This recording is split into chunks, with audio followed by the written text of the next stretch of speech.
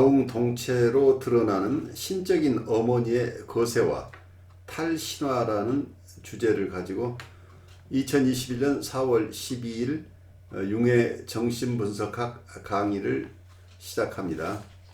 그는 자신을 고도의 모성 컴플렉스와 거세 컴플렉스의 희생자라고 소개하였다. 정신분석에도 불구하고 아직도 이를 극복하지 못했다고 한다. 그는 나의 도움 없이 스스로 몇 개의 그림을 그렸는데 처음에는 어머니를 초인적인 존재로 묘사했으나 그 다음에는 초라한 피투성이의 불구자로 묘사했다. 특히 눈에 띄는 것은 모성에서 분명 거세가 이루어지는 점이었다.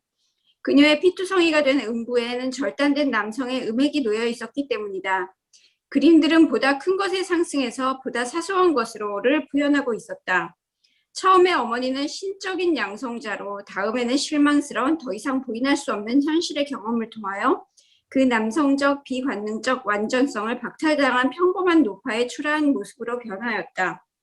그러니까 어머니는 분명 처음부터, 다시 말해 가장 초기의 소화기 이래로 신의 짝 또는 남녀의 융합의 원형적 이념에 의해 동화되었고, 그래서 완전하고 초인적인 모습으로 나타났다. 이 성질은 항상 원형이 붙어 다니며 또한 원형이 의식에게 낯설고 의식에 속하지 않는 것으로 나타나는 근거를 마련하기도 한다. 그것은 또한 주체가 원형을 동일시하였을 경우 흔히 파괴적인 인격 변화를 대개 과대망상 또는 과소망상의 형태로 일으키게 되는 이유가 된다. 여기에서 요즘 얘기를 하면 표현치료를 한 셈이죠. 그림을 통해서 본인 스스로를 표현하도록 했었는데 이 그림에서 여기에 드러난 것은 아마 거세가 이루어진 어머니의 상이 여기서 나왔다는 거죠. 근데 처음에는 굉장히 초인적인 엄마의 모습으로 묘사를 했다가 나중에 나오는 그림에서는 거세당한, 근데 거세당했다고 하는 게 어머니가 양성자에서 남성이 가지고 있는 음액을 거세당한 이런 모습으로 남성의 음액이 절단된 모습으로 그림이 나왔다는 거죠. 그래서 여기서 지금 융이 설명하고 있는 건 처음에는 온전한 인간이었다는, 아이가 이 사례에서 이 내담자가 처음 어머니를 인식했을 때는 어머니는 초인적인 사람이죠. 남녀성을 다 가지고 있는 완전한 사람이었는데, 그래서 여기에서는 남녀의 융합으로 볼 수도 있고 또 하나는 신의 짝이라고 여기서 얘기를 하고 있죠. 그래서 우리 지난 시간에도 얘기를 했지만 아이가 처음 부모의 원형은 무엇인가? 남녀의 하나의 쌍으로 부모를 인식하는 것인가? 아니면 신의 짝으로, 남성신과 여성신의 짝으로 이해하는 건가? 그거 우리가 알 수가 없죠. 하지만 이런 점 때문에 아이는 처음에 온전한 인간, 어쩌면 온전한 신이라고 얘기할 수 있게 온전한 신적인 존재로 어머니를 인식한다는 거죠. 신으로 치면 남성성과 여성성을 함께 가지고 있는 신이고, 또 인간으로 치면 남성성과 여성성을 겸비한 양성을 소유한 부모죠. 이게 신의 원형이건 부모의 원형이건 여기에서는 짝으로 되어 있다고 하는 거죠. 그러니까 분리되지 않은 어떤 남성신과 여성신으로서의 짝, 혹은 아버지와 어머니가 하나의 짝으로 이렇게. 그런데 여기서는 처음에 모성상이니까 어머니 스스로가 이때는 남녀라는 게 없고, 이건 우리 어른의 입장에서고 아이가 처음 인식하는 것은 남성성과 여성성이 하나로 되어 있는 어머니죠. 그러니까 아버지라는 개념은 여기는 따로 없이 그냥 어머니 한 사람만의 전능한 이미지가 다 있는 거죠. 아버지가 가질 이미지와 어머니가 가질 이미지가 같이 있는 거고, 다른 쪽에서 보면 남성성을 가진 신과 여성성을 가진 신, 이게 합체되어 있어서 하나라고 하는 거지 분리되지 않은 상태죠. 그래서 분리되기 이전의 인간이나 분리되기 이전의 신이라고 하는 개념이 이 속에 들어있죠. 이런 아이가 아이가 처음 만났던 어떤 이런 원형상은 최초의 그 원형으로부터 그걸 데리버티브라고 얘기를 하죠. 원형으로부터 출현하는 최초의 어떤 이미지들은 이렇게 온전한 어떤 이미지를 갖지 않았겠느냐. 그런데 그 뒤에 가서 결국은 남성성이 제거된 여성 만남, 그 나중에는 초라한 노파가로 나타났다는 얘기죠. 그래서 이 개념이 어쩌면 처음에 투사한 것을 남녀의 융합의 원형적 이념이라고 이렇게 보는 경우에 나중에 남은 이 케이스에서 남은 것은 초라한 노파의 모습으로 어머니의 상이 나중에 축소되어 나타났는데, 이게 신의 짝이었다고 한다면 그 신의 이미지 자체도 달라질 수 있겠다는 생각을 하죠. 여기서 신의 짝이라는 언급은 융이 하고 있지만 그 신의 이미지에 대해서는 여기서는 언급하지 않고 있어요.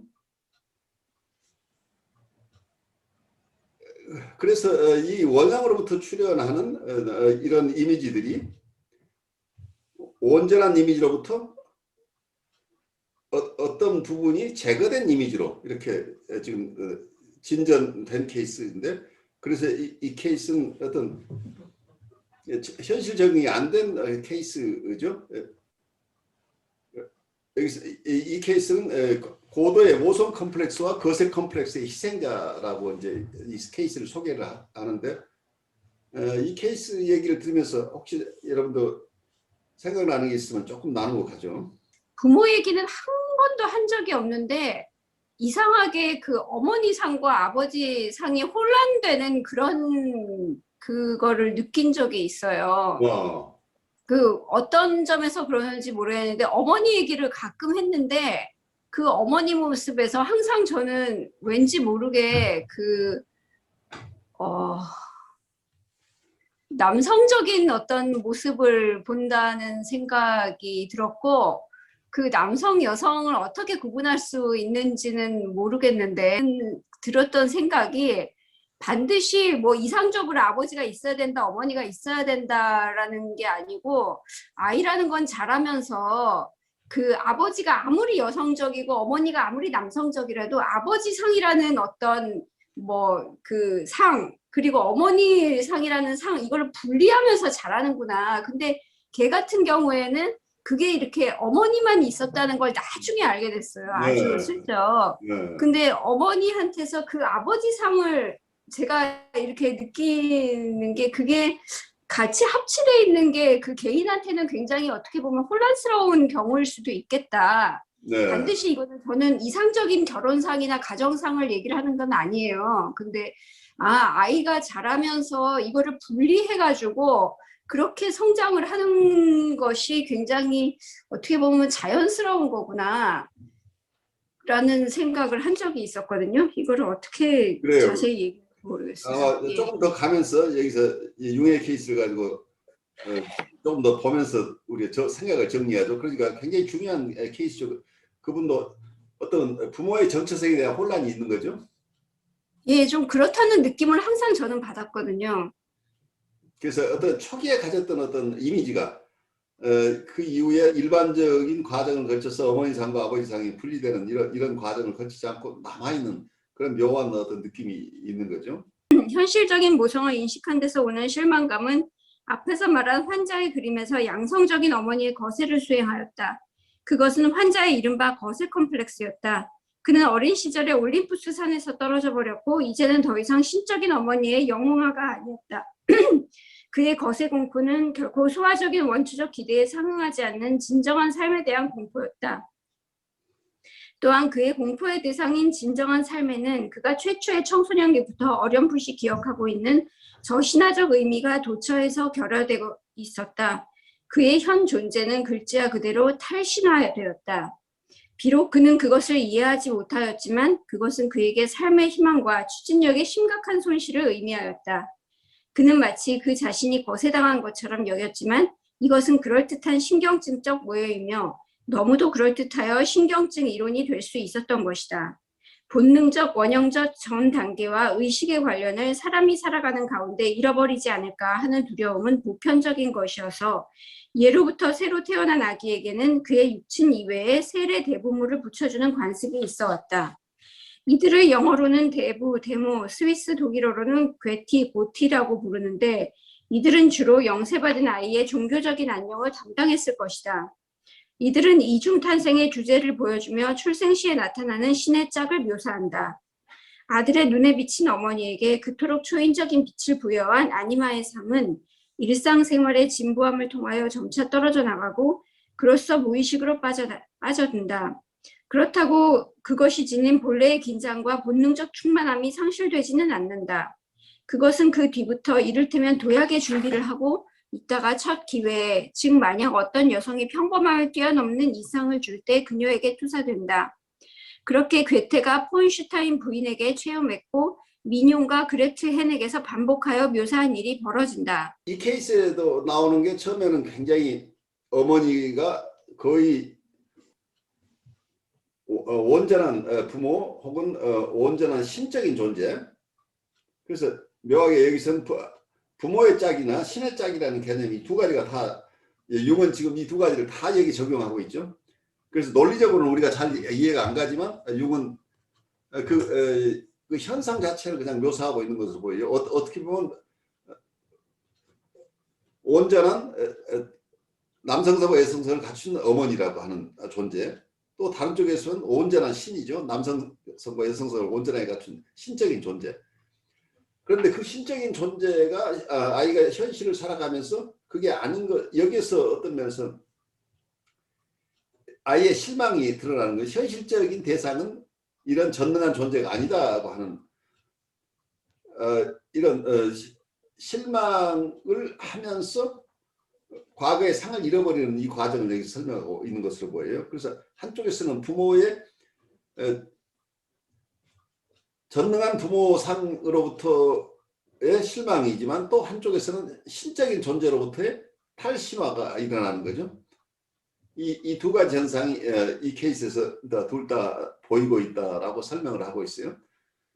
그런데 어쩌면 융의 얘기 속에는 이중 탄생의 설화 같은 게 굉장히 강하게 작용하고 있는데 아이들이 항상 자기가 한 부모에서 태어났다기보다는 두 부모로부터 태어났다, 이런 어떤 판타지 같은 게 많이 있는데 어떤 종교 쪽에서도 캐톨릭 쪽에서는 지금도 godfather, godmother라는 개념이 그대로 적용되고 있죠. 그래서 아이들 영세할 때도 자기 친부모 말고 이제 godfather, godmother를 지금도 그분들을 통해서 베프티즘을 하도록 하고 있는 게 이런 과거의 전통하고 지금도 연결되어 있는 부분이죠. 그래서 어떤 면에서는 이중 탄생의 신화 같은 것이 고대로부터 계속 우리의 신화 속에서 남아있지만 실제적으로 아이들의 마음속에서도 내가 지금 내 부모가 정말 부모인가 하는 의구심을 가지고 있을 수도 있겠죠. 아이들 속에서는. 그리고 또 과거에는 아이들에게 어른들이 농담을 많이 했었죠. 우리 자랄 때는 너는 다리 밑에서 주워온 아이야 라는 얘기를 굉장히 많이 했던 것 같고, 또 서양에는 황새가 너를 집어다 주었다, 너는 황새가 물어다 준 아이다, 이제 이런 개념들이 동서양에 다 있었던 것 같아요. 그래서 자기의 친부모가 누구인가 하는 의구심을 아이들이 갖고 있는데 종교 쪽에서도 결국 나를 낳아준 부모 이외에 영적으로 나를 낳아준 부모라는 개념이 오버랩되는데 과거의 어떤 이중 탄생 설화하고 이 종교적인 현상들도 같이 맞물려 가고 있는 것이 아닌가 싶어요. 다 아는 바와 같이 후자의 경우에는 그 체험이 전체 배경을 이루는 형이상학을 괴테가 우리에게 보여주었다. 남성의 애정 생활의 경험 속에서 원형의 심리학은 끝없는 매혹의 형태로 그 모습을 드러낸다. 과대평가와 현혹 또는 여성 혐오의 모든 단계와 변이 등 그때그때의 객체들의 진정한 성질로는 결코 설명될 수 없고 오직 모성 컴플렉스의 전이로서만 설명 가능한 것들이 나타난다. 그런데 모성 컴플렉스는 모성이 선재하는 남녀 대극상 원형의 여성적 부분에 정상적으로 어디서나 일어나듯 동화된 뒤에 모성의 원상으로부터 분리가 비정상적으로 지연됨으로써 생기는 것이다. 인간은 원형의 완전한 상실을 견디지 못한다. 여기서 엄청난 문화의 거북함이 생기며 사람들은 그 속에서 편안하지 못하다. 왜냐하면 아버지와 어머니가 그곳에 없기 때문이다. 종교가 이에 대해 얼마나 예비해 왔는지는 누구나 알고 있다. 그러나 유감스럽게도 많은 사람들은 항상 심리학적인 필요에 의해 문제가 제기될 때 경솔하게 진리의 문제를 제기하고 있다. 여기서는 이성적인 단정적 해명으로는 아무것도 이룰 수 없다. 아니마는 투사될 때 항상 특정한 성질을 가진 여성의 형태를 지닌다. 그러나 이와 같은 경험적 확인이 결코 그 원형 그 자체가 그렇게 만들어져 있다는 말은 아니다. 남녀 짝은 있을 수 있는 수많은 대극상의 하나일 뿐이다. 물론 그것은 실제로는 가장 중요하고 가장 흔한 것들 중 하나이다. 남녀 신의 짝은 전혀 성 차이를 나타나지 않는 다른 짝들과 많은 관계를 맺고 있다. 그러므로 그저 억지로 성 대극 아래 분류될 수 있을 뿐이다. 특히 이런 관계들은 쿤달리니 요가나 그노시스, 특히 연금술적 철학에서 다양한 뉘앙스로 발견된다. 신경증이나 정신병의 자료 속에 자연 발생적으로 나타나는 환상상들은 말할 것도 없다. 이 모든 자료들을 자세히 살펴볼 때 우리는 원형이 정지된, 투사되지 않은 상태에 있을 때는 뚜렷 특정할 만한 아무런 형태도 갖고 있지 않고 형식상 부정의 소산인데 투사 덕분에 특정한 형태로 나타나게 될 가능성을 갖게 된다고 추정한다. 이와 같은 확인은 유형이라는 개념과 모순되는 것처럼 보인다. 내가 알기로는 그것은 그렇게 보이는 정도가 아니고 모순이다. 경험적으로 우리는 늘 유형, 즉 특정한 형식들을 다룬다. 그래서 그렇게 이름을 붙이고 다른 것과 구별할 수 있는 것이다. 그러나 이러한 유형들에서 임상직내 현상을 벗겨버리고 그 유형들을 다른 원형적 형식들과의 관계 속에서 연구하고자 시도하면 그 유형들은 그토록 광대한 상징사적인 관련으로 속대된다. 결국 우리는 정신의 근저에 놓여있는 정신적 요소들은 불확실하고 현란하며 다양한 형상성을 지녀 인간적인 표상 능력을 넘어서는 것이라는 결론에 도달한다. 그러므로 경험론은 마치 로 만족해야 한다. 그렇게 함으로써 경험론은 비록 자신의 방법이 질량적인 특정이 아니라 형태학적인 묘사를 하더라도 핵물리학보다 더 나쁜 위치에 있는 것은 아니다. 아니마는 남성의 심리학에서 정동과 정감이 작동하고 있는 것에서는 언제나 중요한 요소이다. 그것은 직업과 이성의 인간과의 모든 감정적인 관계를 강화하고 과장하며 변조하고 신화한다. 그 밑바닥에 있는 환상물들은 아니마의 작업이다. 아니마가 강도 높게 배정되어 있으면 그것은 남성의 성격을 여성화하여 예민하고 신경질 부리고 짜증내며 질투하고 게으르고 적응하지 못하게 만든다. 그는 거북함의 상태에 있으며 그것은 주변으로 넓게 퍼져나간다. 때로는 그의 아니마에 해당되는 여성에 대한 아니마의 관계는 이와 같은 증상 컴플렉스의 존재를 설명해준다. 위에서 지적하였듯이 시인들은 아니마상을 결코 놓치는 법이 없다. 시인은 보통 원형이 착상되어 있다고 여겨지는 상징적인 맥락에 관한 정보를 탁월한 묘사를 통해 우리에게 나눠주고 있다. 나는 무엇보다도 리더 헤가드의 그녀의 귀한, 그리고 지혜의 딸들을 언급하고 싶고 그 다음으로 브누아의 아틀란티스 섬을 들고자 한다. 그 당시의 브누아의 작품은 리더 헤가드의 표절이라며 고소당한 일이 있다. 왜냐하면 두 사람의 묘사가 기막힐 정도로 비슷했기 때문이다. 그러나 그는 고소에서 벗어날 수 있었던 것 같다. 슈피텔러의 프로메테우스 역시 아주 섬세한 관찰을 내포하고 있고 그의 소설 이마고는 아니마의 투사를 가장 적절하게 기술하고 있다. 치료는 몇 마디 말로 해결할 수 없는 문제다. 그것을 여기서 다룰 생각은 없다. 그러나 나는 이 문제에 대한 내 입장을 간단히 그 윤곽만 그려보겠다. 중년 이전의 젊은이들은 아니마의 외견상의 전적인 상실을 견딜 수 있다. 어쨌든 남자는 무엇보다도 남자가 되어야 할 것이다. 자라나는 청소년은 스스로 모성의 아니마 매혹에서 해방되어야 할 것이다. 그 예외도 있는데 특히 예술가들에게는 문제가 전혀 다르다.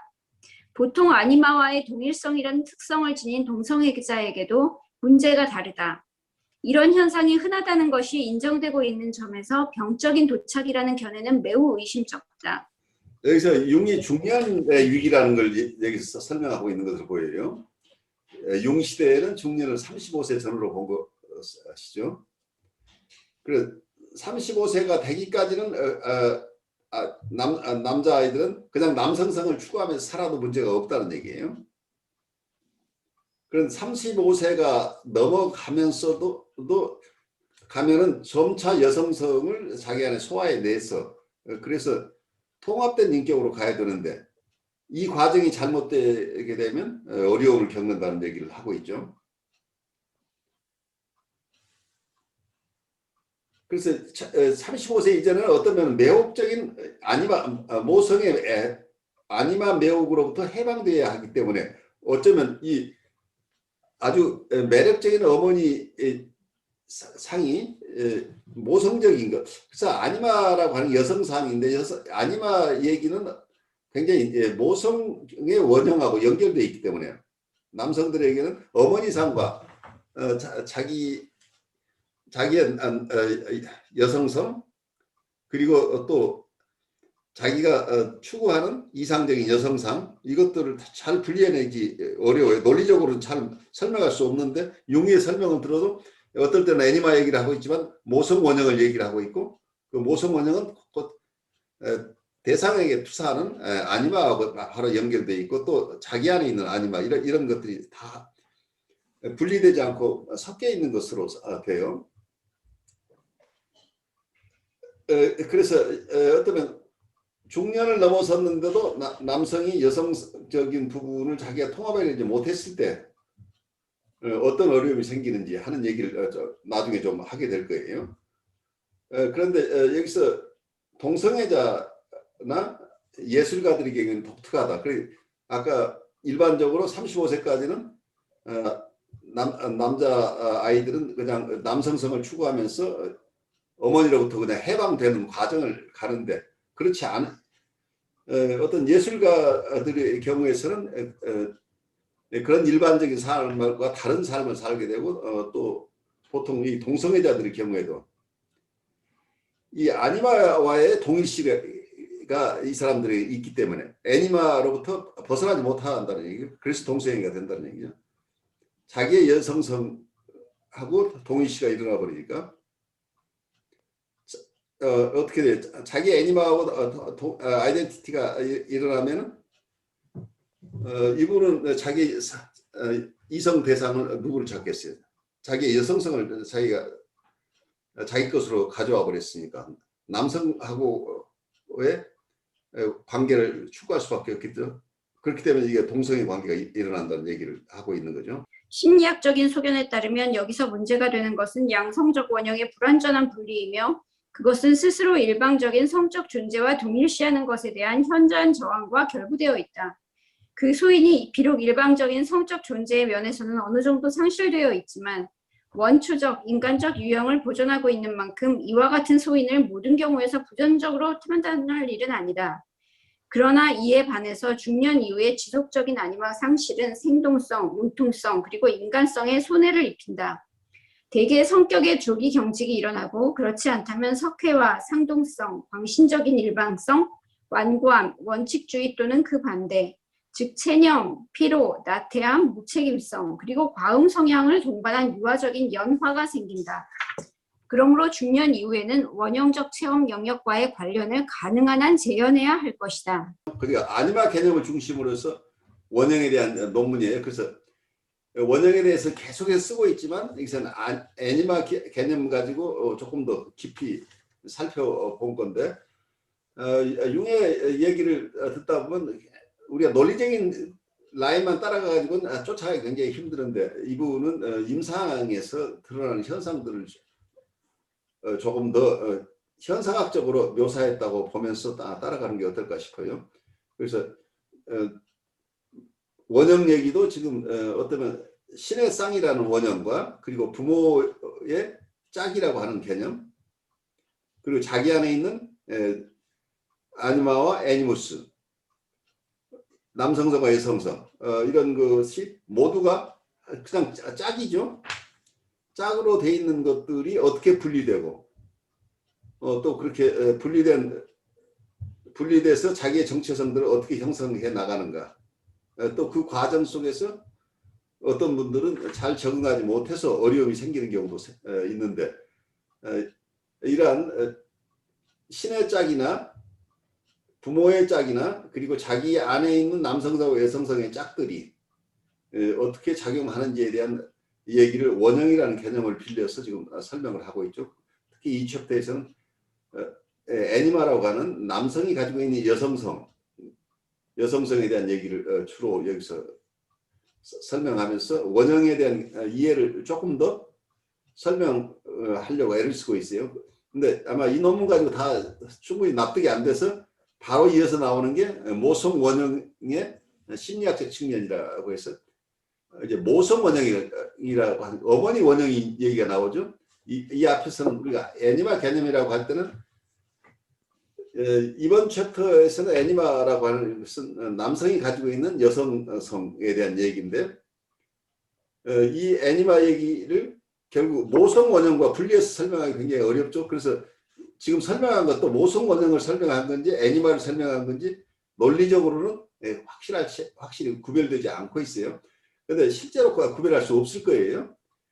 이런 측면에서 모성 원형이라고 얘기하고 이쪽에서는 또 남성이 가지고 있는 애니마라는 개념으로 설명을 하고 또 본인이 가진 애니마를 외부 대상에게 투사한 케이스를 이렇게 다루어내고 있기 때문에 어떤 심리현상 자체가 하나에 독립되어 있는 게 아니고 서로 맞물려서 과거의 체험과 자기의 정체성과 그리고 자기가 만나는 대상에게 느끼는 정서 혹은 투사하는 정서, 투사하는 상 이런 것들이 함께 맞물려 있어서 이걸 일목요연하게 분리해서 설명하기는 굉장히 어려운데 우리가 애써서 이걸 이해하려고 융이 애써서 설명하려고 하고 있고 우리도 그걸 잘 따라가려고 하고 있는데 쉽지 않은 작업이죠. 우선 이 챕터 지난 주하고 오늘 하면서 여러 가지 재미있는 개념들이 나왔을 거예요. 그중에 여러분들이 남아 있는 것 조금 잠깐 나누고 그 다음 챕터로 가죠. 융 이야기를 이제 보면서 잠깐만요. 이게 헷갈리는 건 뭐냐면은 그 원형이라고 이야기하면서 어떤 면에서 보면은 이게 망상이 아닐까 싶은 거를 자꾸 사례로 들고 나왔을 때 이걸 원형의 반영이라고 봐야 될지 그냥 망상에서 나온 거라고 봐야 될지 그 망상도 원형에서 나온 것인가 이런 생각이 해보게 되면은 이게 좀 그래서 따라가다가 놓쳐버리는 게 좀 그런 면인 것 같아요. 오늘 사례에서도 보면은 이게 치료를 받는 사람이 이야기를 가지고 그걸 원형을 설명하고 그 아니마를 설명하려고 애를 쓰니까 이대로 따라가도 괜찮은가 싶은 생각이 드는 거예요.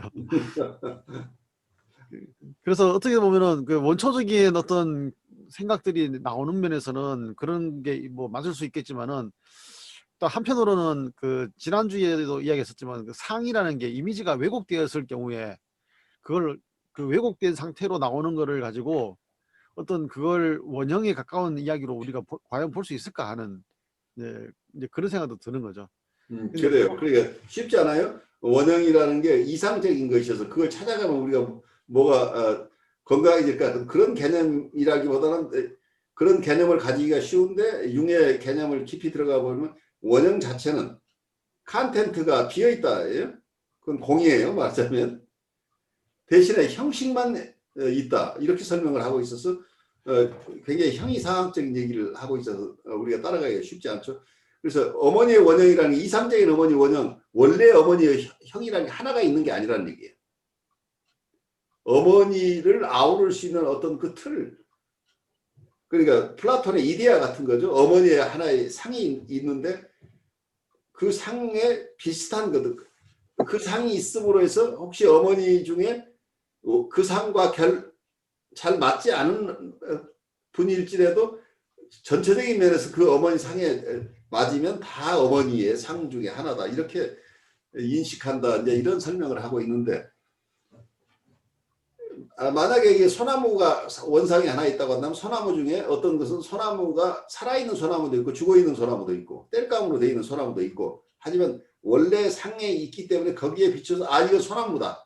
소나무가 죽은 것이다. 소나무로 만들어진 땔감이다. 이런 것들을 우리가 그런 설명을 하고 우리가 그런 개념으로 이해할 수 있는 것은 원래 이데아가 이데아라는 말 자체가 하나의 아키타입이라는 얘기로 들려요. 결국 그런 원형이 있기 때문에 그것과 거기에 비추어서 꼭 걸맞지 않더라도 그에 비슷한 것들은 소나무라고 우리가 인식하게 된다. 이제 이런 개념인데 이 개념을 우리 심리적인 현상에다 융이 적용하려고 하고 있어서 그걸 우리가 애써 지금 따라가고 있는 거죠. 근데 그거 자체가 원형을 쫓아가면 그거 자체가 이상적이고 완전한 상이라고 하는 것보다는 그거 자체는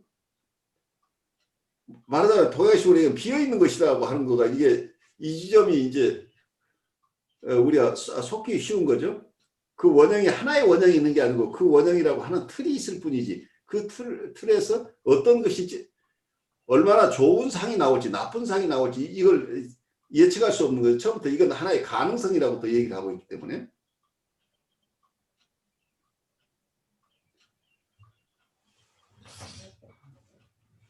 어떻게 보면은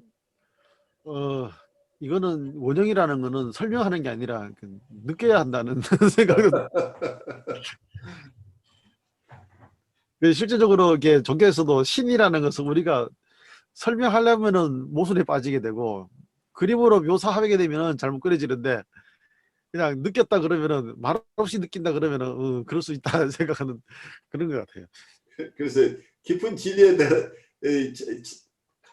말하자면 도의 세계나 궁극의 세계에 들어가려면 동양에서 분리문자라고 하는 게 이제 이런 부분들이죠. 문자로 팔만대장경을 다 익혀도 결국 문자로 익힌 것까지는 되질 않고 깊은 선의 경지를 통해서만 체험이 일어나 체험으로 알아야만 아는 것이다. 이제 이런 얘기들이 하고 있는 게 어떤 깊은 개념에 들어가면 우리가 추상적인 아이디어만 가지고는 이걸 결국 우리가 체득하기 어렵다고 하는 지점이 나오는 거죠.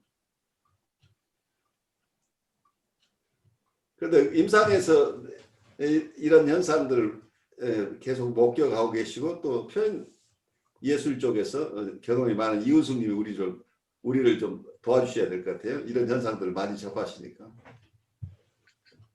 제가 뭘 알겠어요. 근데 저는 그런 생각이 들어요. 우리가 평소에 그런 아니마나 아니무스 상에 대해서 생각하고 살진 않잖아요. 그렇죠. 예. 근데 어떨 때 이러한 것들에 대해서 고민을 해야 될까 생각을 해봤는데 사람들이 이제 크게 상처를 입고 엄마에게 아빠에게 혹은 뭐 큰 어떤 상처들을 지속적으로 받아오고 그래서 그 사람의 어떤 자아 상태가 형성돼서 어쨌든 치료를 필요로 하는 상태가 돼서 왔을 때 그때 그 사람이 토해내는 많은 이야기들이 있잖아요. 근데 거기에서는 보면 그런 얘기들이 이제 어느 정도 일정하게 개인 무의식이나 이런 사연들이 어느 정도 나오고 나서 그 다음부터 막 반복이 돼요. 네, 그렇죠. 그러니까 이 사람의 사고 패턴이라든가 뭐 인지적인 어떤 왜곡이라든가 이런 것들이 막 반복이 되는데 그때 이 사람들이 주장하고 있는 걸 보면 조금 뭔가에 사로잡힌 사람들 같다는 생각을 할 때가 종종 있어요. 그래서 그러기도 한데 또 한편으로는 이제 제가 이게 보편성이라고 하는 측면에서 이 사람들의 얘기를 듣게 되거든요. 최대한. 네, 그렇죠. 근데 예. 대부분은 거기서 많이 벗어나 있어요.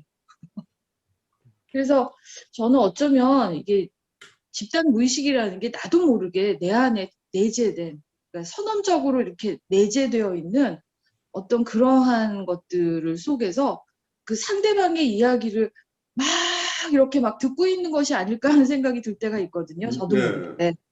그래서 사람들의 어떤 삶 전체를 일정한 방향으로 이끌어가는 역할을 한다? 뭐 이렇게도 얘기할 수 있을까?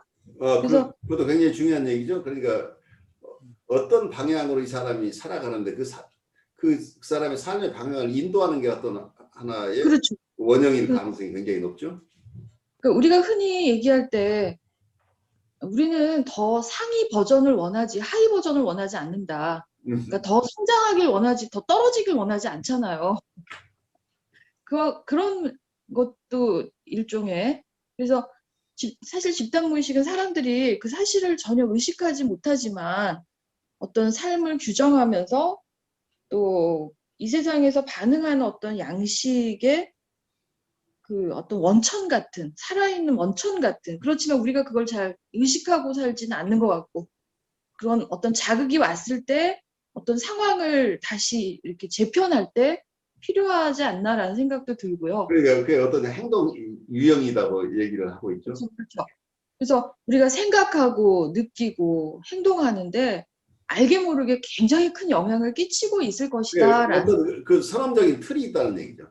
그렇죠, 그렇죠. 우리가 그냥 무작위로 행동하거나 무작위로 반응하는 게 아니고 어떤 상황이 되면 나만 그렇게 반응하는 게 아니고 나나 내 친구나 그 밖에 다른 나라에 있는 사람, 옛날에 있는 사람도 이런 상황에서 이런 방식으로 이런 패턴을 가지고 있다. 그러니까 네, 그렇죠. 인간이기 때문에 인간의 편견이라고 천번에 융이 얘기해 프레주디스라고 휴먼 프레주디스라고 하는 인간이기 때문에 가지고 있는 일정한 행동 양식을 우리가 갖게 되는데 그 양식을 어떤 그 폼이라고 하는 거죠. 그러니까 비헤이비어 패턴이나 비헤이비어의 폼이나 이런 것들이 행동의 형식 같은 것을 규정하고 있다. 근데 이렇게 설명을 하는 거죠. 왜 외국 애들이 엄마를 부를 때 마음이 마음 그러는데 그렇죠. 우리도 엄마 애기들이 제일 먼저 배우는 게 맘마 이러잖아요. 그렇죠. 말은 그런 달라도 하는 표정이나 이게 다 똑같잖아요. 거. 근데 거의 그거를 알아들어요, 다. 다 그런 알아듣죠. 거. 그렇죠.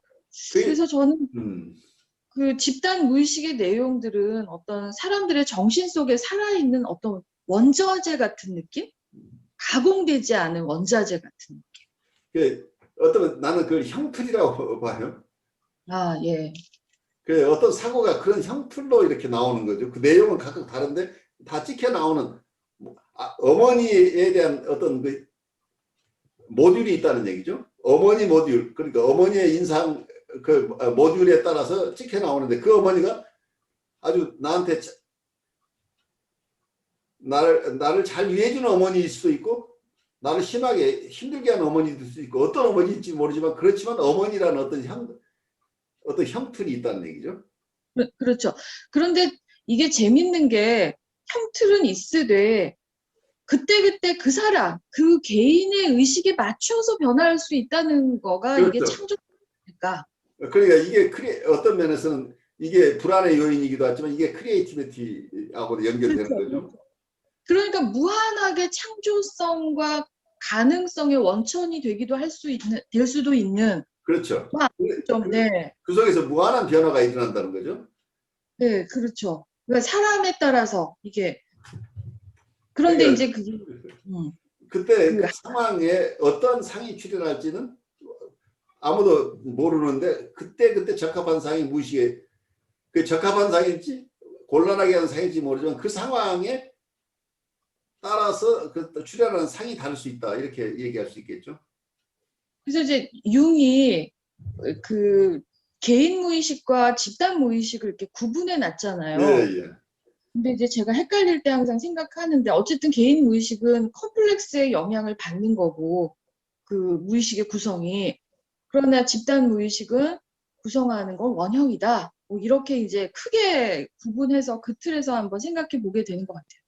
그래요. 그러니까 우리가 쉽진 않지만 집단 무의식이라고 하면 우리 인류 전체가 공유하고 있는 것이다. 그렇죠. 그래서 이게 인간이면 누구나 우리 정신에 존재하는 어떤 정신적 보편성? 그래서 이게 어떤 근원적인 핵이 된다? 뭐 이렇게들 표현하는데 그 내용이 아무튼 그렇게 그냥 요약을. 그렇죠. 그러니까 어떤 여기서 아키타입이라고 하는 것 자체가 여러 개의 아키타입이 있다고 지금 플라톤이 이데아가 우리가 사물이 여러 개 있는 거 맞아. 이데아도 여러 개 있다. 이제 이렇게 봤던 것하고 비슷하게 생각이 돼요. 그럼 우리 현실 속에 있는 것들과 걸맞게 거기에는 여러 가지 아키타입이 있는데 그 아키타입의 내용이 그 자체는 설명하는 방법이 각각 다르겠죠. 이게 이 무의식 속에서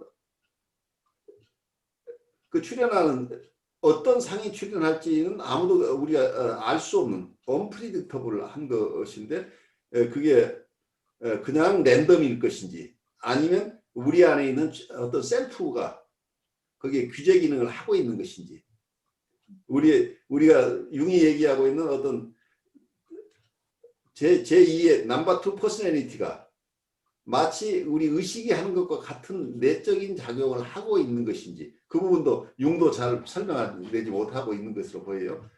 그런데 의식 속에서 우리가 어떤 윌에 따라서 어떻게 우리가 어떤 행동을 하고 뭘 선택하고 하는 이런 것이 의식 속에 있는데 무의식 속에서도 어떤 주체가 있어서 주체가 어떤 판단을 하고 있는 것인지 그래서 그 어떤 상을 만날 것인지 거기에 영향을 미치고 있는 것인지 랜덤으로 어떤 상이 출현하는 것인지 아니면 외부 대상과의 인터랙티브한 관계 속에서 그때그때 적합한 상이 출현하는 것이 이거 우리가 알 수 없는 미지수의 영역이죠. 하지만 출현하는 어떤 상이라고 같은 원형에서 출현하는 상은 무한하게 다를 수 있다고 하는 것 때문에 어떤 면에서 우리의 절망이기도 하지만 우리 인간 문화의 다양성을 또 가져다주는 이게 창의적인 관계 그리고 창의성의 보고가 또 이 원형 속에 있다. 또 이렇게 얘기를 할 수 있겠죠. 우리가 모두가 같은 것에서 나오는데 또 내용은 각각 다른 것이다. 이런 거죠. 같은 어머니의 상을 가지고 있는 그 어머니라고 하는 게 모든 사람이 천편일률적으로 같은 게 아니고 어떤 어머니라는 근원적인 어떤 포맷, 어떤 형식, 유형, 그것은 같은데 그 어머니가 어떤 어머니, 그 내용 자체는 사람마다 그리고 그 시기에 따라 각각 다른 상을 만난다 하는 것 때문에 우리의 삶 자체가 누구도 같은 삶을 살지 않는 것. 우리가 집단 무의식을 가지고 있지만 실제 집단 무의식이면 다 똑같이 살 것 같아요. 그렇지 않고 집단 무의식 구체적인 사람들은 집단 무의식에 따라서 그 컨텐츠는 집단 무의식에서 출현하지만 그 내용 자체는 개개인의 인격이 만나는 그 컨텐츠는 내용이 다 다르다는 것. 같은 곳에서 형식은 같은 형식을 가져왔지만 그 내용은 다르다고 하는 게 굉장히 다양한 생각을 하게 만드는 거죠. 앞으로 우리가 노인 상담들을 많이 해야 되는데 지금은 중년이라고 하는 게 아마 융이 봤던 35세가 아니라 60세쯤 돼야 중년으로 봐야 되지 않을지 모르겠어요. 평균 수명이 길어지니까. 그래서 전반기에 사는 동안에는 각자가 여성은 여성성만 추구하고 살아도 되고 남성은 남성성만 추구해도 되는데 어떤 이 중년의 고비를 넘으면서는 여성은 애니모스를 남성은 애니멀을 다시 통합해내는 작업이 필요하다. 그래야 반쪽 사람이 아니라는 얘기입니다. 우리의 인간은 원래 양성성이 있다. 원래 남성 여성이 하나였다. 그래 아마 신화에도 그런 얘기도 어디에 본 것 같아. 우리가 한 몸이었는데 남성 여성이 갈려서 자기를 찾아가는 과정을 우리가 계속 살아간다. 자기 반쪽. 근데 사실은 그 굉장히 심볼릭한 얘기 맞는 것 같아요. 결국은 우리가 여성은 자기의 남성성을 투사해서 자기가 가진 남성성을 가진 사람에게 매료되는 이런 일들이 일어나고 남성은 자기의 여성성을 투사해서 그 애니마에 매료되는 일들이 이렇게 일어나는데 자기 안에서 찾지 않고 외부에서 찾는 과정들을 우리가 중년까지 산다는 얘기죠. 근데 중년이 넘어서면 이거 외부에서 찾지 말고 자기 안에서도 찾아내야 된다.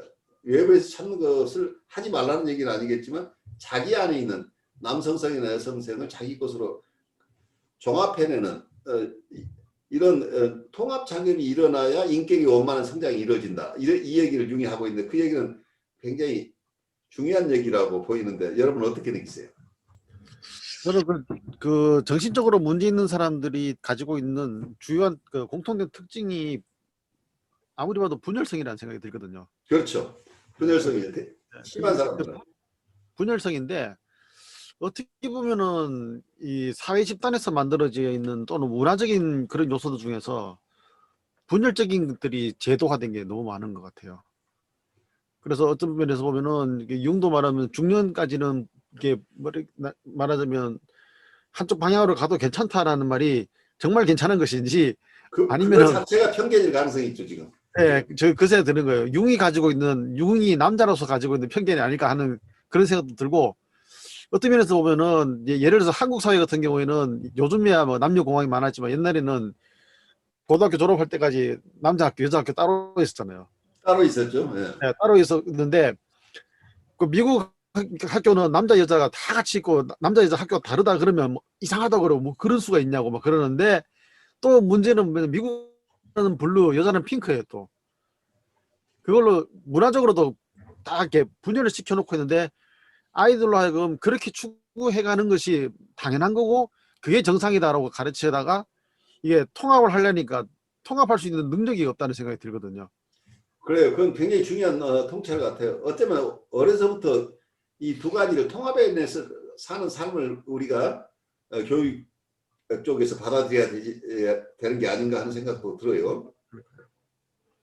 그래서 이게 원형이라고 우리가 생각한다면은 그렇게 뭐 어차피 우리는 계속 그 나왔던 그 얘가 N극과 S극의 자석이 나눌 수가 없는데 우리는 계속 어떤 관습적으로 이론적으로 딱 나누려고 애를 쓰는데 종교든지 교육이든지 자꾸 뭔가 나누려 그러는 그런 경향이 있는 것 같아요. 그래서 어떨 때는 제가 뭐 DSM-5라든지 이런 걸 보면서도 혹시 이게 또 나누는 방법이 돼버린 게 아닐까. 또 내지는 좀 더 심하게 말하면은 이거를 비정상과 정상을 분류해버리는 차별하는 방법도 되지 않을까 하는 뭐 그런 생각도 좀 해봤거든요.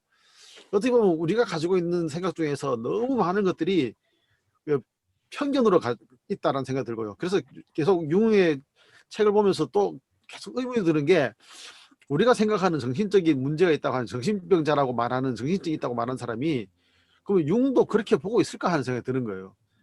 그래요.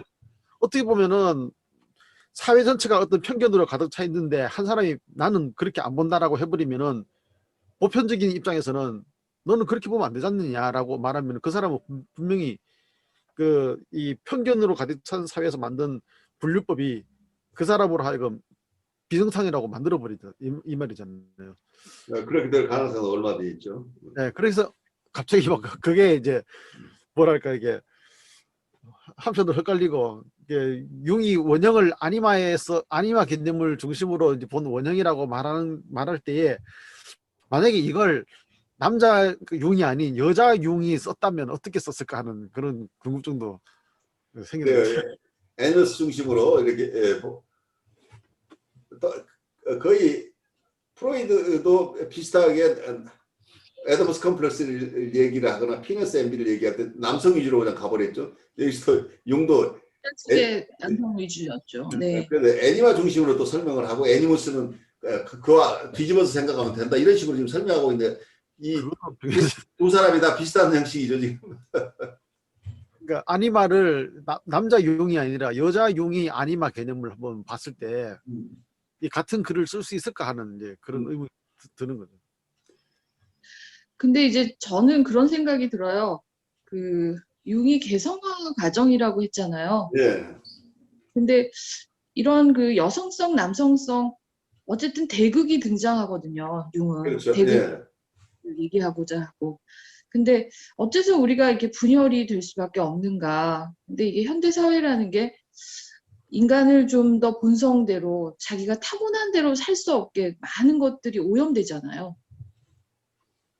그래서 그 사회가 추구하는 거에 막 쫓아가다가 결국 자기를 잃어버리고 우울에 빠지고 공황장애가 오고 막 여러 가지 정신적인 스트레스를 겪는 것 같다고 생각이 드는데 어쨌든 그렇게 정신의 균형이 깨어지는 상태? 뭐 그런 의미로 저는 이 부분이 생각이 들어요. 그러니까 그래요. 크게 보면 뭐 어떤 여성성, 남성성 그러지만 여성성이라는 것 자체가 어떤 정서적이고 좀 관계적이고 그런 측면이라면 남성적인 거는 좀 합리적이고 이성적이고 뭐. 그런데 우리가 이거를 갖다가 이렇게 나눌 수 없는데 우리의 사회는 더 합리적인 걸 추구하는 편이잖아요.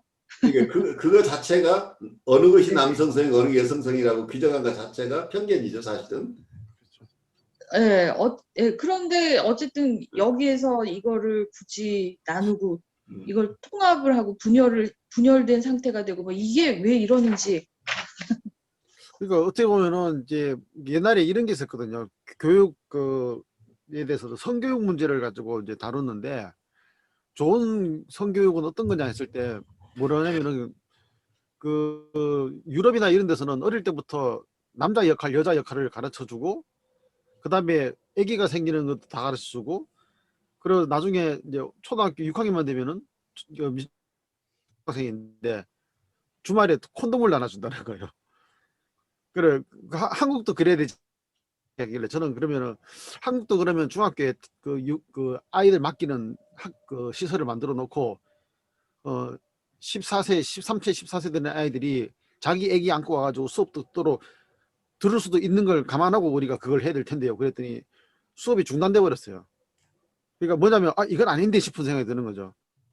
그러니까 왠지 모르게 뭔가 우리가 교육을 한다 그러고 뭐 발전적으로 나간다고 하는데 거기 딱 깔려 있는 거 뭐냐면은 이게 인격 통합적인 이야기가 아니고 분열을 시켜놓고 거기에 대해서 분열된 상태에서 일어나는 일들에 대해서 잘 대처하는 게 뭔지에 대해서만 이야기해 주면서 마치 우리는 교육을 잘한다 이렇게 이야기하는 그런 느낌을 들었거든요.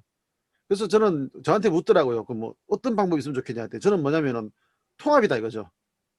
왜 남자 여자를 이렇게 나눠서 자꾸 보는 걸 가르쳐 주려고 그러느냐, 아니면 한 인간으로서의 어떤 말하자면 융으로 말한다 그러면은 인간의 원형을 가지고 있다면 그 원형을 다룰 그 뭔가를 경험할 수 있는 그런 무언가가 되어 가도록 우리가 계속 노력한다라면은 통합적이지 않을까, 분열 상태가 아니라 이제 그런 생각을 해본 적이 있었거든요. 근데 우리가 알게 모르게 그 분열을 자꾸 시키는 거를 뭔가 기술이 좋은 어떤 뭐라고 생각하는 착각을 가지고 있지 않을까 하는 뭐 그런 느낌도 가져서 들었습니다. 처음에는 아무것도 없는 상태지만 무언가 우리가 삶이 복잡해지면서 점점 더 다른 것들이 다양하게 나누어질 수밖에 없겠죠. 실제 한 에너지를 가지고 어떤 일이 시작되면 거기로부터 또 다른 것들이 나오고 계속해서 다양한 용도로 어떤 것이 발원하게 되면 초기에는 아무것도 없다고 느낄 수 있겠지만 원리적으로는 다 우리는 무에서 시작된다고 얘기를 하지만 그 무에서 우리의 어떤 생각으로 친다면 우리 생각 안에 어떤 마음이 일단 들면 그 마음으로부터 여러 가지 파생되는 생각도 상도 나오고 이런 것들이 생기는데 궁극적으로 우리가 이런 많은 것들은 다양하게 일어나지만 궁극적으로는 이것에 일어난 것은 내 마음 하나에서 나온 것이다. 그래서 원래 우리의 마음자리로 돌아가는 것을 아마 훈련하는 게 동양 사람들은, 그래서 많은 변화가 있지만 그 변화의 근원 자리는 원래 나뉘지 않은 것이다 라는 생각을 가지고 있어서 굉장히 다양한 것을 수용하면서도 또 그 속에서 원래의 자리로, 원래의 마음자리로 돌아가는 훈련들, 이런 거나 우리 한주혜님이 나중에 우리한테 잘 설명해 줄 수 있을 것 같아요. 그건 이제 뭘 알겠어요. 우리 융을 저도 여러분하고 공부하면서 요새 도전받고 있는 게 결국 우리가 동양사상을 공부하지 않고는 우리 정신세계를 이해할 수 없다. 융이 애쓰고 있지만 융도 통합해야 되지 못한 부분이 너무 많아서 우리도 많이 불편한데, 그래서 우리 각자 좀 더 애써서 융이 터득했던 그 선을 넘어서는 일들을 우리가 앞으로 해야 되지 않을까 싶어요. 그 길은 우리가 그래도 동양적인 우리의 정서와 생각을 가지고 우리가 살아왔기 때문에 지금부터 우리가 시작해도 동양 사상 쪽에서 가지고 있는 것을 조금 더 잘 발달시키면 좋겠다는 생각을 해요. 아까 우리 얘기하다 말았는데 중년 이후에 우리가 원래 가지고 있던 것만 가지고 살면은 여기서 나오는 남성 경우에는 만약에 남성성만 고집하면 생동성이나 융통성, 인간성에 막대한 손해를 입어서 성장이 안 된다. 그리고 나중에는 알코올 중독자까지 된다. 이런 얘기를 지금 하고 있어요. 그래서 많은 경우에 우리 남성으로 교육받으면서 어린 시절부터 너는 남자야 하는 교육을 많이 받죠. 그래서 울어서는 안 되고 어떤 경우에도 약해 보여서는 안 되고 그래서 정서를 억압하고 생각도 남성에 걸맞는 것만 하도록 이런 교육들을 받는데 이런 태도를 계속 나이가 들어서 가지고 있다고 한다면 인격 통합을 해내는 게 아니고 굉장히 연약한 사람으로 결국은 가게 된다는 얘기죠. 자기 안에 있는 여성성을 통합해낼 때 부드러움과 그리고 자기의 강함 이런 것들이 다 섞여서 원만한 인격으로 성장이 되는데 완전히 자기 혼자 남성의 심볼인 것처럼 하고 있는데 아주 베이비 상태로 돌아가 버리는 거죠. 세상을 포용할 능력을 상실하는 거죠. 그래서 좀 주위에서 안타까운 분들이 있어요. 특히 뭔가 아직 활동할 수 있는 나이인데도 너무 빨리 그냥 모든 걸 접어버리고 혹시 직장을 그만두면 직장을 그만둔 날로부터 자기는 이제 인생을 다 산 것처럼 이렇게 생각을 하고 그리고 사람들하고 관계도 잘 이루어지지 않고 자기 혼자의 삶 속에서 굉장히 갇혀서 이렇게 지내는 분들이 꽤 많아요. 그래서 아마 여러분들이 앞으로 노인 상담 쪽에 여러분들이 또 같이 헌신을 해줘야 될 상황인데 이게 굉장히 심각한 상황이에요. 여성분들도 애니무스를 통합해내야 되는데 자기 안에 남성성을 통합해내지 못하면 지금 남성들이 겪는 것과 비슷한 상황들을 겪을 거예요. 그 여성분들도 나이 들면서 자기 안에 있는 여성성과 남성성을 통합해내는 이런 작업들이 의식적이고 무의식적이 이루어진 분들은 굉장히 원만한 인격을 갖는데 그러지 못한 분들도 꽤 있을 거란 얘기예요. 혹시 여러분들에게는 어떤 생각이 드세요? 저는 첫째로는 융이 아니마 아니무스라고 여성 남성 이렇게 나눈 거는 동양적인 어떤 거에 비해서 굉장히 어떻게 보면 굉장히 축소시키는 측면이 있다고 생각하는데 네. 그 중년 이후의 삶의 어떤 저희 아버지를 보거나 누구를 보거나 하면 굉장히 어떤 정신적인 면을 추구하거나 어떤 풍요로운 어떤 취미 활동을 하거나 이런 게 사실은 융이 말하는 아니마적인 측면이 아닐까. 그렇게 볼 수 있죠. 네. 예, 그런 게 사실 20, 30대나 이럴 때는 사회가 요구하는 이런 거에 좀 시달리고 이래가지고 남성적이어야 된다 이런 데 너무 강박을 갖고 있는데 사실은 이런 걸 포괄적으로 진짜 아까 통합적이라고 얘기하셨잖아요. 그게 원래 있어야 되는 그런 게 아닌가. 원래 통합적인 게 항상 있었어야 되는 게 아닌가. 그리고 융의 측면은, 융의 그 용어 선택은 좀 한정적으로 하는 그런 느낌이 제가 봤거든요. 항상. 답답한 게 융이 계속 음양을 가지고 대극이라는 개념으로 계속 설명하고 있는 것 자체가 너무 답답해요. 어떤 경우에는. 예, 맞아요. 계속 동어 반복을 하고 있고 그 속에 뭐 심오한 것이 있는 것 같은 사실은 좀 비어있는 것 같은 느낌. 깊은 의미에서의 초월적인 자리. 어쩌면 그래서 음도 아니고 양도 아닌 그 이전에 있는 자리 혹은 그 이후에 통합된 자리 그냥 통합으로부터 시작하고 통합으로 가야 되는데 너무 갈려있는 것을 가지고 계속 이 안에서 통합을 한다고 하는 것 자체가 아티피셜하게 느껴진다는 얘기예요. 조금 더 차원을 달리하는 곳에 통합이 있는 것이지 음과 양이 같이 섞여 있어서 통합이 된다 이런 개념을 넘어서야 되는데 그 안에서 해결하려고 하는 거예요. 그래서 이게 대극이라고 하는 대극은 서로 다른 건데 이것이 어떻게 통합되느냐 이 어려운 문제 있는 거죠. 어떤 다른 차원에서 이런 것을 어떤 면에서는 전부터 남성성 여성성을 갈라서 설명하고 있는 것 자체가 원래는 갈려있지 않은 무국이라고 본다. 이게 그 양극으로 갈리지 않은 것을 지금 일부러 갈라놓은 거란 말이에요. 말하자면 인간들이. 예. 그러네요. 통합되어 있는 것을 갈라놓고 그리고 너는 남성이니까 너는 이쪽으로 살아야 돼. 너는 여성이 이렇게 해야 돼. 이렇게 그래. 수십 번 하다가 나중에 보니까 다들 지쳐가지고 이때 그럼 넌 남성으로 살았으면 여성성도 좀 가져와. 이때 다시 통합을 좀 해보자는 게 융의 얘기 같은데 사실은 처음부터 우리는 갈라지지 않는 통합적인 인간으로 사람을 키워야 되지 않는.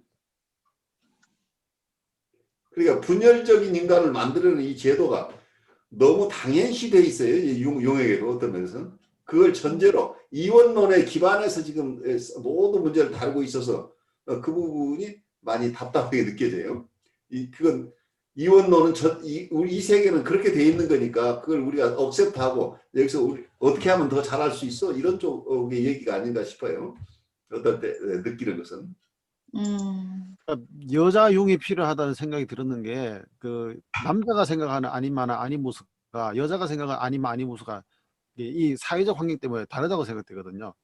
그러니까 어떻게 보면은 그 사회적 분위기에서 남자는 남자의 아니무스를 남자가 아니무스를 이상화시켜 놓고 있고 그렇죠. 비하시키고 있고 그걸 거꾸로 이제 여성 쪽에서 보면은 뭐 저도 여성이 아니기 때문에 다는 모르지만 저도 통합할로 애를 쓰는 사람 중에 하나거든요. 근데 제가 볼 때는 여성 쪽에서는 아니무스를 또 엔비하고 있고 자기 아니마를 억셉트 하면서도 똑같이 뭐랄까 빅팀으로서 그러니까 피해자로서 내버려 둘 때가 많다는 생각이 들거든요.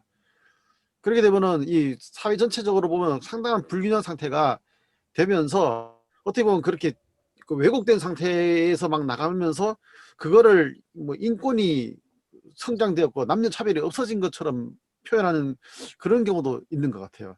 그래서 그 부분이 지금 아티피셜하게 막 분리해 놓고 분리된 상태에서 뭔가를 솔루션을 찾으니까 그게 사실은 솔루션이 아닌 상태에 계속 남아있는 게 아닌가 싶어요. 그래서 아무튼 이게 그 성경에 나오는 얘기를 쭉 보면은 그게 사회 현상 돌아가는 거하고 상당히 맞물려 있거든요. 거기 보면은 요즘 계속 느껴지는 게 인간 심리 속에서 그 시기심하고 질투심이라는 게 이게 얽혀가지고 굉장히 지배적으로 이제 남아있구나 하는. 근데 거기서 보면은 뭐 아니면 아니 무수뿐만 아니라 신이냐 인간이냐 이런 거 가지고도 막 뒤섞여가지고 뭐 자꾸 분리시키려고 하는 속에서 생기는 게 분리가 되면 될수록 시기심과 질투심이 더 커져 나가더라는 이제 그런 생각이 좀 들었었습니다. 그래요. 근데 지금 우리가 실제 사회 현상으로 보면 한국에 있는 지금 아이들을 키우는 젊은 세대를 보면은 과거에 제가 경험했던 한국 사람들이 아니에요. 이미 젊은 세대들은 남녀 간의 구별 의식이 거의 없어진 것 같아요. 미국도 마찬가지고 아이를 키울 때 제 주위에 있는 젊은이들을 보면 남자가 주 양육자가 되는 경우가 꽤 많아요. 그래 아이를 키우는 모성이 어머니라고 생각하는 것 자체도 지금 흔들리는 게 아닌가 싶어요. 더 모성적인 아버지들이 굉장히 많은 것처럼 보여요. 양육에 전적으로 더 헌신하고 있는 남성들을 얼마든지 만날 수 있다는 얘기예요. 이전에는 그런 것을 그런 성향을 가지고 있거나 그런 마음을 가지고 있었어도 부모님 앞에서 자기 아이를 안는 것도 야단맞을 수 있었어요. 그래서 어떻게 남자가 부엌을 들어가고 남자가 애를 보고 뭐 이것은 허용하지 않던 사회 속에 있었는데 그러다 보니까 남성성과 여성성이 처음부터 타고난 것처럼 이렇게 동양이나 서양이나 이렇게 고정관념을 가지고 있었는데 요즘 아이를 남성이다 여성으로 키우는 게 아니고 그냥 아이로 키우고 있는 것처럼 보여요. 그래서 오히려 더 통합적인 모습으로 드러나는 게 아닌가 싶어요. 그래서 결혼을 하더라도 마찬가지로 누가 어머니다 아버지다는 개념보다 그냥 같이 부모로서 키우는 것처럼 느껴지는데 여러분들의 관찰로서는 어떻게 느껴지시나요? 제 세대가 조금 애매한 세대 같고요. 저는 과도기에 있는 아직 그런 거를 완전히 극복 못하는 그런 보수적인 아직 세대 같고요. 아, 지금 그래요? 지금 요번에 그 20대 남자들이 굉장히 뭐 정치적으로도 굉장히 이런 그 표현을 한 그 상황이 있었는데 요새 대학생 애들, 20대 남자애들이 굉장히 불안해하는 것 같아요. 예, 퍼포먼스도 여자애들이 압도적으로 좋고, 사실 그 남녀 차별을 없앤다 그러면서 사실 제 대학 지금 졸업한 과 같은 경우에도 제 때는 남녀를 똑같이 뽑았거든요. 네. 그러니까는 상대적으로 남자애들보다 여자애들이 수능 점수나 이런 게 나은데 똑같이 뽑으니까 반반씩 들어갔는데 지금은 그거를 역차별하고 없앰으로써 남자애가 한두 명밖에 못 들어온다는 거예요. 옛날에는 그 코러제로 반반씩을 뽑았었나요? 예, 저희 과는 그랬어요. 근데 안 어. 그런 과도 있을 텐데, 어. 저는 남녀공학의 그 과를 있는 과였는데, 하여튼 반반씩 뽑은 과가 꽤 여러 개 됐는데, 요새는 그게 차별이라고 그걸 없애니까는 여자애들이 훨씬 많아요. 그래서 지금 보통 심각한 게 아닌 것 같아요. 여성들이 대부분의 그 전문 영역을 다 여성들이 차지하는 게 아닌 게 그런 생각도 드는데 어떠시나요? 오히려 과거의 이런 역사적인 이런 배경이 다른 서구랑 또 다른 데서 오는 그런 급진적인 어떤 변화 과정이 굉장히 많이 나타나는 것 같은 느낌이 들어가지고 굉장히 여러 가지 생각을 하게 되더라고요. 예.